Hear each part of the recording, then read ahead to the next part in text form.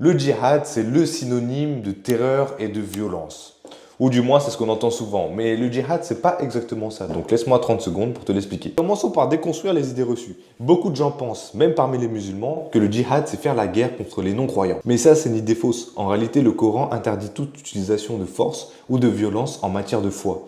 Il n'y a point de contrainte en matière de religion. Chapitre 2, verset 257. Mais donc au final, qu'est-ce que c'est que réellement le djihad? En fait, c'est simplement un effort spirituel pour s'améliorer d'abord soi-même et promouvoir la justice. Le mot djihad vient de jahada, qui signifie s'efforcer, faire des efforts, se donner pleinement ou lutter de toutes ses forces. En gros, le djihad, ça représente tous les efforts soutenus dans lesquels une personne met toute son énergie et toutes ses capacités, que ce soit spirituelles, morales, ou pratique pour faire des bonnes choses. Le prophète de l'islam, que la paix soit sur lui, dit même que le meilleur djihad pour un homme est de lutter contre son soi mortel, ses caprices et ses envies. Il y a des cas où la guerre est permise en islam, mais c'est uniquement pour se défendre des oppressions, pas pour imposer l'islam. Et malheureusement, ça, beaucoup de gens, même parmi les musulmans, méconnaissent cette réalité. À vrai dire, le djihad, c'est surtout un appel à la paix et à l'amélioration personnelle. Bon, juste pour finir, qu'on soit bien clair, ces paroles ne viennent pas de moi, je ne suis personne. Donc si tu veux avoir accès à mes sources et comprendre plus en détail ce que c'est que le djihad, t'as juste à commenter djihad dans les commentaires.